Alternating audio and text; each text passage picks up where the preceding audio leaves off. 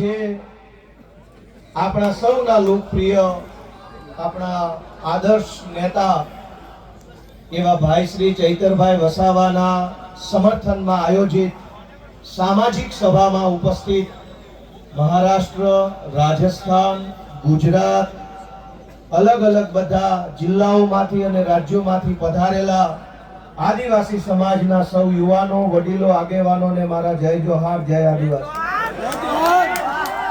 મંચ ઉપર ઉપસ્થિત ગુજરાતભરના આદિવાસી સમાજ માટે હંમેશા જેઓ લડે છે એવા ભાઈ શ્રી અનંતભાઈ પટેલ, હંમેશા જેમણે ચૈતરભાઈની સાથે ખભે ખભો મિલાવી અને ગુજરાતભરના મુદ્દા ઉઠાવ્યા છે એવા શ્રી સુદાનભાઈ ગઢવી, ચૈતરભાઈની સાથે મળી અને આદિવાસી વિસ્તાર માટે, અમારી પાર્ટી માટે, ગુજરાત માટે હંમેશા જેમણે કામ કર્યું છે એવા ભાઈ શ્રી મનોજભાઈ સોરઠિયા, મહારાષ્ટ્ર અને રાજસ્થાનથી પધારેલા આદિવાસી સંગઠનોના સૌ આગેવાનશ્રીઓ, નિવૃત્ત આઈએએસ સાહેબશ્રી, બધાયનો પહેલા તો હું ખૂબ ખૂબ આભાર વ્યક્ત કરું છું કે આ મુશ્કેલ ઘડીમાં બધાય એક થઈને ભેગા મળીને ચૈતરભાઈની સાથે ઊભા છે। દોસ્તો, ચૈતરભાઈ વસાવાને સરકારે સ્થાપેલી સરકારના પૈસાથી ચાલતી સરકારની અદાલતે 7 વર્ષની સજા આપી છે અને સરકારે સ્થાપેલી સરકારના નિયમથી ચાલતી અદાલતે જે સજાનો ચુકાદો સંભળાયો, એ સજા, એ ચુકાદો આ જનતાની અદાલતમાં લઈને અમે બધા આવ્યા છે કે તમને એ માન્ય છે કે નહીં? લોકતંત્રમાં સરકાર કે કાયદો કે વ્યવસ્થા, આ બધી જ વસ્તુ કરતા સર્વોપરી છે જનતાનો ઈરાદો, જનતાના આશીર્વાદ, જનતાની આશા શું છે। સરકારની પોલીસ સ્ટેશન, સરકારના સરકારી વકીલ, સરકારની ફોરેન્સિક લેબોરેટરીઓ, સરકારનો ફરિયાદી, સરકારની તપાસ, સરકારનો દલીલ, સરકારનું બધું જ, પણ જનતાની અદાલતમાં સરકારનું ના ચાલે। આ જનતાની અદાલત ભેગી થઈ છે, આદિવાસી સમાજની અદાલત છે। ચૈતરભાઈને સરકારની અદાલતે અને સરકારે ભેગા મળીને જે કાંઈ ન્યાય અન્યાય કર્યો, એનો સાચો ન્યાય આદિવાસી સમાજની અદાલતમાં થવાનો છે અને નિર્ણય આજે અહીંથી આપણે કરીને જવાનો દોસ્તો। તો સરકાર એમ કહે છે કે ચૈતર વસાવાને 7 વર્ષની સજા, આ જનતાની અદાલતના કરોડો ન્યાયાધીશો તમે અહીંયા ઊભા છો, તમે કહો તમે શું સજા કરશો ભાજપને? જો ભાજપની સરકાર ચૈતર વસાવાને 7 વર્ષની સજા કરે તો આદિવાસી સમાજની અદાલતમાં ભાજપને 70 વર્ષની જેલની સજા આપણે કરવાની। આવનારા 70 વર્ષ સુધી ભાજપનું બટન નહીં દબાવવાનું અને એને સજા આપવાનો નિર્ણય આજે આ જનતાની અદાલતમાં થવો જોઈએ। લોકશાહીમાં જનતાથી મોટું હોય કોણ? જનતાથી મોટું કોણ? જનતાથી મોટી પોલીસ નહીં, જનતાથી મોટું જંગલ ખાતું નહીં, જનતાથી મોટા મુખ્યમંત્રી પણ નહીં, સૌથી મોટી જનતા, અને જનતાએ નક્કી કર્યું કે અમારો નેતા ચૈતર વસાવા છે દોસ્તો। એટલે આ સજા માત્ર ચૈતર વસાવાને નહીં, જનતાને છે આ સજા, કેમ કે જનતાએ નક્કી કર્યું ને અમારો નેતા ચૈતર વસાવા। તો કરોડો લોકોને જે ચૈતર વસાવા ઉપર વિશ્વાસ છે, કરોડો આદિવાસીઓને જે ચૈતર વસાવાની ઉપર આશા છે, એને જેલમાં પૂરવાનો અર્થ એ થયો કે કરોડો લોકોને ભાજપની સરકારે સજા આપી છે કે તમારી પાસેથી તમારો નેતા છીનવી લીધો। અરે ભાઈ સાહેબ, કેટલા વર્ષો પછી ભગવાનના આશીર્વાદથી, પ્રકૃતિના આશીર્વાદથી, વડીલોના આશીર્વાદથી, હજારો વર્ષો પછી એક લડાયક ચૈતર વસાવા જેવો નેતા આપણા ગુજરાતના આદિવાસી સમાજ, અનેક લોકો ધારાસભ્યો બન્યા, સાંસદો બન્યા આદિવાસી સમાજના મત આધારે, પણ આદિવાસી વિસ્તારોમાં ચાલતી નકલી સરકારી કચેરીઓ ઉપર પહેલી વખત બોલ્યું કોણ? બોલ્યા। અનેક લોકો આદિવાસી સમાજના મતના આધારે સાંસદો, મંત્રીઓ બન્યા, પણ આદિવાસીઓની જમીન ઉપર વિવિધ કંપનીઓ લાવી આદિવાસીઓને ખદેડવાનું કામ કરતા હતા, એની વિરુદ્ધમાં પહેલો મજબૂત અવાજ ઉઠાવ્યો કોણે? ચૈતર વસાવાએ। કેવડિયામાં, તાપીમાં, છોટાઉદેપુરમાં ડાંગ જિલ્લામાં ચારો તરફ કંપની થર્મલ પ્રોજેક્ટ, ફલાણો પ્રોજેક્ટ, ઢેકણો પ્રોજેક્ટ, તમામ પ્રોજેક્ટના નામે આદિવાસીઓને ઘર વગરના, જમીન વગરના, શિક્ષણ વગરના, આરોગ્યની વ્યવસ્થા વગરના કરવાના ષડયંત્રને રોકવાનું કામ કર્યું કોણે? ચૈતર વસાવાએ કર્યું. અને સરકારના પેટમાં તેલ રેડાયું કે આ ચૈતર વસાવા આદિવાસીઓને કાં આટલો બધો જાગૃત કરે છે? કેમ આદિવાસી યુવાનોને જગાડે છે? કેમ સુતેલો આદિવાસી સમાજને જાગૃત કરવાનું કામ કરે છે? ચૈતર વસાવાનો ગુનો એ નથી કે જંગલ વિભાગના કર્મચારી સાથે બોલાચાલી કરી. ગુનો તો એ છે કે જંગલની જમીન તમારી છે અને તમને અપાવવાની છે એવી જાગૃતિ સમાજમાં લેવાની. ચૈતર વસાવાએ જો બીજા ભાજપના આદિવાસી નેતાઓની જેમ રૂપિયા બનાવ્યા હોત તો જેલમાં હોત કે ઘરે હોત? એક છે મોટા કદાવર આદિવાસી નેતા, 2000 કરોડનું મનરેગામાં કરી નાખ્યું. જેલમાં છે કે મેલમાં? આદિવાસીઓના મત લઈને, આદિવાસી વિસ્તારોની ગ્રાન્ટો ખાઈને 2000 કરોડ રૂપિયાનું બૂચ મારીને જો બેઠા હોત તો મેલમાં હોત. પણ જેણે આદિવાસીઓને પાય બચાવવાનું કામ કર્યું, આદિવાસી બાળકોના શિક્ષણ માટે લડાઈ લડ્યા, વિસ્થાપિતો માટે બોલ્યા, ગરીબ દીકરીઓ માટે બોલ્યા, તમામ પ્રકારની યોજનાના લાભ અપાવવા માટે બોલ્યા, એ ચૈતરભાઈને જેલમાં પૂર્યા. વિધાનસભામાં આજની તારીખમાં જેની ઉપર ગુજરાતની હાઈકોર્ટે આદેશ કર્યો હોય કે આ ધારાસભ્યો પર બળાત્કારની એફઆઈઆર નોંધો, જેની ઉપર બળાત્કારની એફઆઈઆર છે એ આજે વિધાનસભામાં છે. આજની તારીખમાં ધારાસભ્ય છે, જેલમાં નથી, બળાત્કારના આરોપી. જેની ઉપર મનરેગા કૌભાંડનો 2000 કરોડનો આરોપ છે એ વિધાનસભામાં ધારાસભ્ય થઈને બેઠા છે. જેની ઉપર જમીનો પચાવી પાડવાનો કેસ ચાલે છે 200 કરોડનો, એ અત્યારે ધારાસભ્ય છે. ગુજરાતના તમામ ચોર, લુચ્ચા, લફંગા, લબાડ, તોડબાજ, બળાત્કારી, ભ્રષ્ટાચારી, બધા જ લોકો આલીશાન જિંદગી જીવે છે. અને એક મામૂલી ગુનાની અંદર ચૈતર વસાવાને 7 વર્ષની સજા. 7મા ધોરણમાં ભણવામાં આવતું કે દેવડીએ દંડાય છે ચોર મુઠ્ઠી ઝારના, ને લાખ ખાડી લૂંટનારા મહેફિલે મંડાય છે.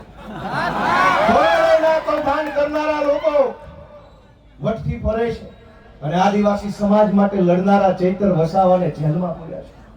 દોસ્તો, મારી તમને એટલી વિનંતી છે કે લડાઈ બહુ લાંબી છે.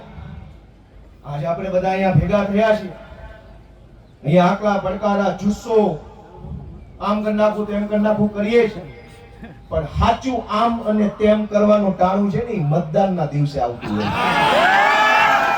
લોકશાહી છે, આમ તેમ જે કાંઈ, અને નર્મદા જિલ્લા વાળાએ તો આમ તેમ કરીને બતાવી દીધું. આમ તેમ કેમ થાય ને, ગઈ ચૂંટણીમાં કહી દીધું કે આમ થાય. બહુ છોટા ઝૂકેગા નહીં સાલા. બઠા પાડી દીધા. વડાપ્રધાને અહીંયા સભા કરી, ગૃહમંત્રીએ સભા કરી, પ્રદેશ પ્રમુખે કરી, પણ નર્મદા જિલ્લાના આદિવાસીઓએ કીધું ઝૂકેગા નહીં સાલા. આને કહેવાય અસલ ટાઈગર. પણ દોસ્તો, હું તમને છેલ્લી 2-3 વિનંતી કરીશ કે ચૈતરભાઈનો ગુનો શું? આ ભાજપ વાળા ટીવીમાં, સોશિયલ મીડિયામાં ચૈતરભાઈને બદનામ કરવાનું કામ કરે કે એને વન વિભાગ વાળાને આમ તેમ કહી દીધું, ધાકધમકી કરી લીધી. તમારા વન વિભાગ વાળા, તમારા પોલીસ વાળાએ અમારી હારે જે ધાકધમકી કરી છે ને એની સજા 700 વર્ષ આપો ને તો ઘટે એમ છે. આખા ગુજરાતમાં સરકારી માણસો જનતા હારે કેવું વર્તન કરે છે? સરકારી મામલતદાર, સરકારી પીએસઆઈ, સરકારી ટીડીઓ, સરકારી પ્રાંત, સરકારી આરએફઓ, આ બધા જ લોકો રાજ્યની નાની નાની જનતા સાથે કેવું વર્તન કરે છે? ઈ વર્તનની જો સજા આપવા બેસીએ ને તો એકેય માઈનો લાલ ઓફિસમાં બેસી નહીં શકે, બધાને જેલમાં પૂર્યા કરે. ચૈતર વસાવાએ 4 શબ્દો શું કીધા તો માઠું લાગ્યું. પણ દોસ્તો, ચુકાદો હવે જનતાની અદાલતમાં લાવવાનો છે. તમારે નિર્ણય કરવાનો છે કે આજ ચૈતર વસાવાને આ ચૈતર વસાવાને તમારા આશીર્વાદથી એક વખત ગુજરાતની સરકારમાં બેસાડો, પછી ખબર પડશે કે કેવી રીતે ન્યાય કરી શકાય. આપણે ક્યાં સુધી અન્યાય સહન કરવાનો? માંડ કરીને એક નેતા મળે, એક બાજુ બધા ભ્રષ્ટ નેતાઓ સમાજ માટે બોલે નહીં, લડે નહીં, અવાજ ઉઠાવે નહીં, ચૂપ થઈ જાય. એક બાજુ માંડ એક બોલનારો નેતા મળ્યો હોય, એને જેલમાં પૂરી દેવાનો. ગુજરાત ભરની જનતાને હું તો વિનંતી કરું છું, માત્ર આદિવાસી સમાજ નહીં, જે કાંઈ પણ થોડા ઘણા બોલનારા નેતા વધ્યા છે ને એની સાથે રહેજો, એને ટેકો આપજો, એની પડખે રહેજો. નહીં ગુજરાતમાં બોલે છે. સરકાર એમ ઈચ્છે છે કે કોઈ પણ માણસ ભાજપની સામે બોલવો ન જોઈએ, કોઈ માણસ ભાજપની સામે અવાજ ન ઉઠાવવો જોઈએ, એવું સરકાર ઈચ્છે છે. પણ કેટલાક માણસો ચૈતર વસાવા હોય, એ પ્રકૃતિમાંથી પેદા થયેલા હોય, કોઈના પાપથી નો બીવે, સરકાર હોય કે સરકાર હોય કે કોઈ હોય. અને આ જળ, જમીન, જંગલ કોનું છે? સરકારનું છે. સરકાર નહોતી, જે દિવસે આ દેશમાં સરકારો નહોતી ત્યારે જંગલ હતું કે નહીં? જે દિવસે આ દેશમાં કોઈ સરકાર, કોઈ પાર્ટી નહોતી ત્યારે જમીન હતી કે નહીં? અને જે દિવસે આ ભાજપ પાર્ટી કે એના નેતાનો જન્મ નહોતો ત્યારે આ ધરતી પર જળ હતું કે નહીં? ભાજપ વાળા પેદા નહોતા થયા ત્યારે જળ હતું, ભાજપ વાળા પેદા નહોતા થયા ત્યારે જમીન હતી, ભાજપ વાળા પેદા નહોતા થયા ત્યારે જંગલ હતું, અને ભાજપ વાળા પેદા નહોતા થયા ત્યારે આદિવાસી પણ હતા આ દુનિયા ઉપર, આ દેશ ઉપર. તમારી પોલીસ, તમારું ફોરેસ્ટ, તમારા બધા માણસો એ તો હમણાં આવ્યા. આ તો સદીઓથી હાલતી આવતી વ્યવસ્થા છે ને એને સંભાળીને રાખનારો આદિવાસી સમાજ છે દોસ્તો. આદિવાસી સમાજ જળ, જમીન, જંગલની રક્ષા કરે અને આદિવાસી સમાજની રક્ષા ચૈતર વસાવા કરે છે. એ વાત ભાજપ વાળાને ગમતી નથી. દોસ્તો, અમારી લીગલ ટીમે મહેનત કરી અને હાઈકોર્ટમાં અપીલ ફાઇલ કરી. જે કાંઈ પણ ખેડૂતો, બહેનો, ચૈતરભાઈ અને શકુંતલાબેન સિવાયના બીજા જે કાંઈ મિત્રો જેલમાં છે અને ચૈતરભાઈ સહિત બધાય એમની અપીલ હાઈકોર્ટમાં ફાઇલ કરી અને શકુંતલાબેન જે નાનું બાળક છે એમને હાઈકોર્ટે છોડી મૂકવાનો આદેશ આપ્યો. એ આપણા માટે બહુ સારી બાબત કહેવાય. અને બહુ જલ્દી તમામ આપણા જે કાંઈ પણ સાથી મિત્રો જે નિર્દોષ જેલમાં છે એમને પણ વહેલી તકે જેલ મુક્તિ થાય એના માટેના તાબડતોબ પ્રયત્નો સતત ચાલુ છે. અને બહુ વહેલી તકે આપણને સારા સમાચાર મળે એવી હું આશા રાખું છું. આપ સૌને મારી એક જ વિનંતી છે કે આ લડાઈમાં ચૈતર વસાવાને, એના પરિવારને, એના બાળકોને ક્યાંય પણ એક સેકન્ડ પણ આપણે બધાએ, હું અને તમે ભેગા મળી એકલા નથી પડવા દેવાના. જ્યાં જરૂર પડે, જેવી જરૂર પડે, જ્યારે જરૂર પડે ત્યારે આપણે બધાએ સાથે ઊભું રહેવાનું. અમે બધાએ આજે સાથે છીએ. ચૈતરભાઈ સાથે બહુ પારિવારિક સંબંધ છે મારે. આમ તો હું જે કાંઈ બોલું છું આજે બહુ દુઃખ થાય છે. વિધાનસભામાં ચૈતરભાઈ મારી બાજુમાં બેસે, અમે ખૂબ વાતો કરી, મારી બાજુમાં ઊભા આદિવાસી સમાજના અધિકારો વિશે પૂરી તાકાતથી બોલતા હોય છે અને એટલું સરસ રીતે આમ છાતી કાઢીને સરકારની આંખમાં આંખ નાખીને કહેતા હોય છે કે ભાજપ વાળાને ગમતું નથી. ભાજપ વાળાને એ વાત ગમતી નથી કે એક આદિવાસીનો છોકરો વિધાનસભામાં ઊભા રહીને મંત્રીઓની ફોજ, મુખ્યમંત્રી બેઠા એની સામે આંખમાં આંખ નાખીને બોલે છે કે આ જળ, જમીન, જંગલ અમારું છે, તમને નહીં ઘૂસવા દઈએ. બીજા પણ આદિવાસી નેતાઓ છે. યસ સર, જી sir, sir ticket sir, ticket. સમાજને છેતરી જાય, વાંધો નહીં, સમાજને આંખો બંધ કરાવી દઈશ, ઊંઘાડી દઈશ. મને ટિકિટ આપો એટલે હું મારા સમાજને છેતરી મતલી આવીશ. આનંદભાઈ પણ જોતા હશે, આનંદભાઈ પણ બોલે છે વિધાનસભામાં પૂરી તાકાતથી આદિવાસી સમાજ માટે. એ ચૈતરભાઈ ની પેલી બાજુ બેસે. દોસ્તો, 2-3 માણસ બધ્યા છે, ગમે તેટલી મોટી સરકાર હોય એની સામે પણ આંખમાં આંખ નાખીને બોલવાની હિંમત રાખે છે કે તું જે હોય તે, હું મારા સમાજ માટે બોલવા અહીંયા આવ્યો છું. તું જે હોય તે, સરકાર હોય તો ભલે, રાષ્ટ્રપતિ હોય તો ભલે, ને તું મોટી તોપ હોય તો ભલે.